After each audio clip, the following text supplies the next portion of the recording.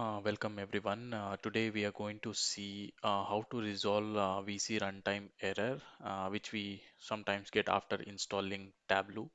So if I go here and if I try to open Tableau, which I have already installed it throws me this error, VC runtime 140 DLL error.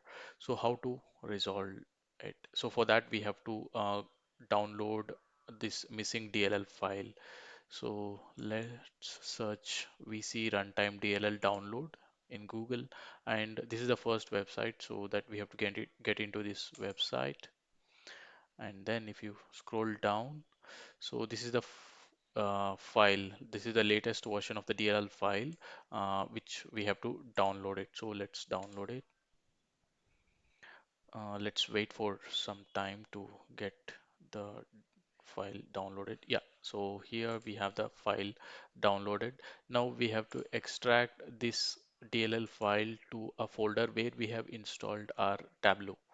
So let's extract this to a specific folder and then select C drive. So I have installed it in C drive. So then get into program files.